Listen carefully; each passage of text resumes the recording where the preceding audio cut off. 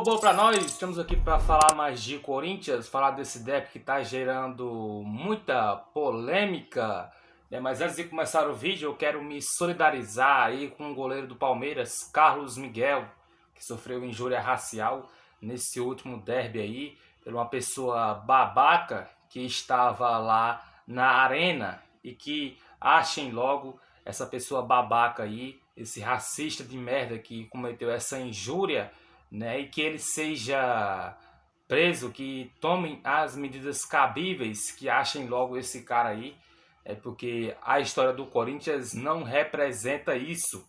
Acabei de ver um post de um idiota aí, que tem uma página do São Paulo no Instagram, né, e estava culpando a torcida inteira do Corinthians por um ato de um desgraçado que estava lá na arena, ou estava lá na arena e cometeu esse ato ridículo aí, e a gente reforça que achem logo essa pessoa que cometeu esse crime e que tome as medidas aí cabíveis e puna essa pessoa, né? Comentei lá nos comentários dessa página do São Paulo dizendo: "Ó, amigão, o Corinthians tem 35 milhões de torcedores.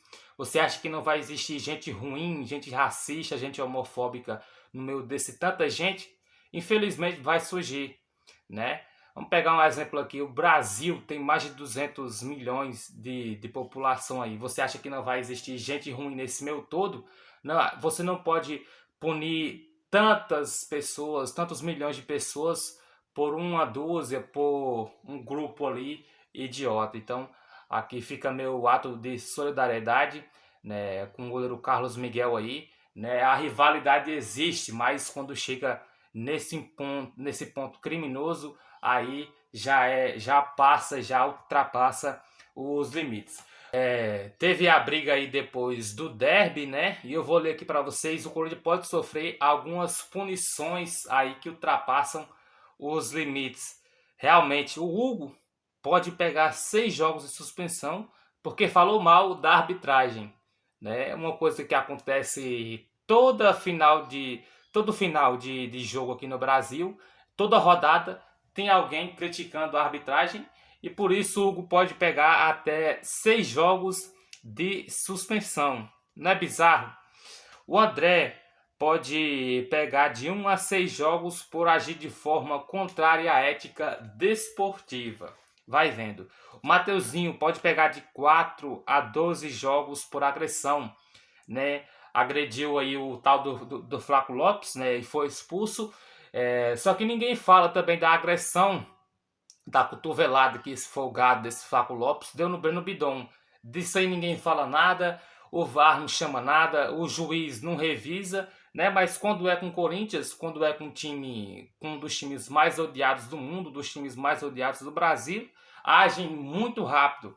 O Bidon pode pegar de 1 a 3 jogos por ato hostil no túnel. Atos esses que também o time dos caras participou, né? Porque foi um empurra-empurra, cada um querendo defender o seu lado. O Luiz Fernando, que participa da comissão, pode pegar de 2 a 10 jogos por participar de rixa no túnel.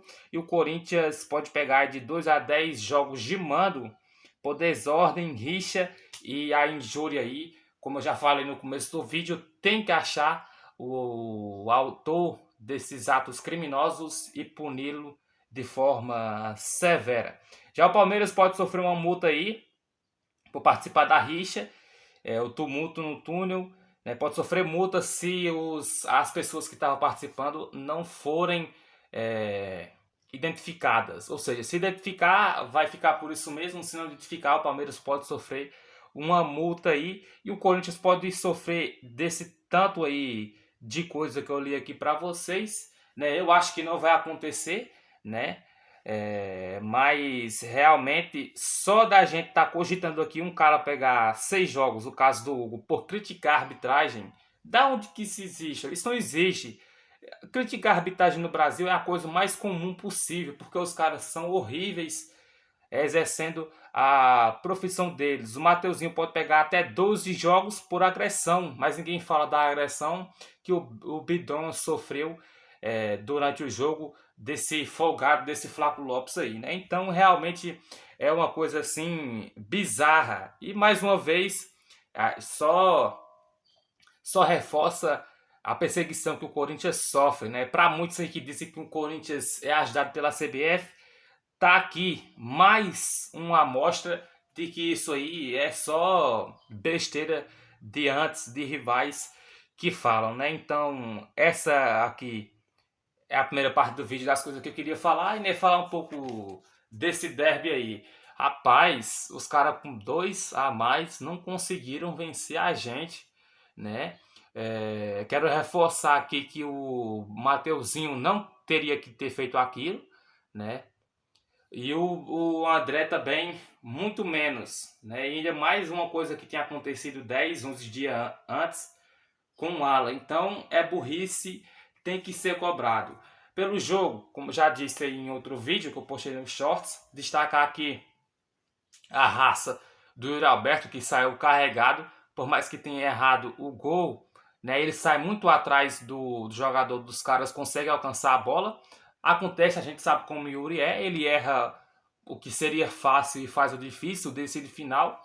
Eu já aprendi a lidar com o Yuri faz muito tempo, né? E também destacar a entrega aqui dos jogadores que ficaram em campo. Realmente, você segurar um jogo contra um time muito bom, que é o do nosso rival, com 8 jogadores na linha e um no gol, né? É muito difícil. Destacar também aqui a partida do Hugo, mais uma vez, Salvador.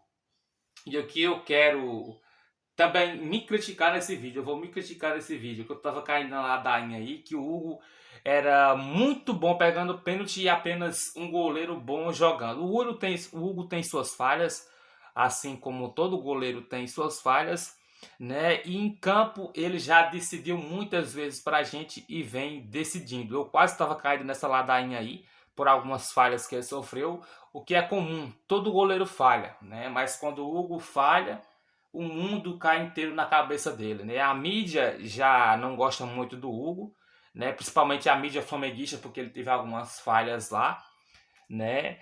E por ser um goleiro do Corinthians, quando ele falha, é uma coisa 10 vezes a mais, né? A gente lembra aquilo que aconteceu na seleção, que não foi nem falha dele, foi falha do Fabrício Bruno, mas o mundo caiu em cima dele porque ele é goleiro de um dos maiores times do mundo, consequentemente, né?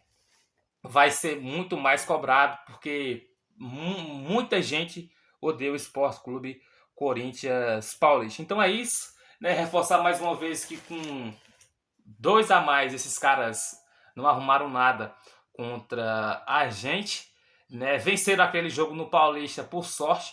A gente lembra que o Corinthians dominou aquele jogo inteiro, os caras foram lá, sobrou uma bola para o atacante dele, ele enfia para dentro do gol, seguraram o jogo. Acontece, infelizmente, né? Mas o Corinthians tem que abrir o rosto, tem que abrir os olhos, porque tá muito mal no Brasileirão. É a primeira equipe fora da zona de rebaixamento. O Cruzeiro já está quase chegando na nossa pontuação. Tem um jogo muito difícil contra o Vitória no final de semana, então tem que abrir os olhos.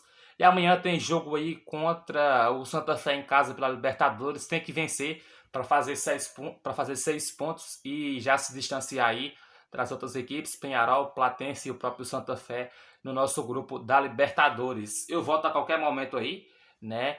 E é isso, valeu!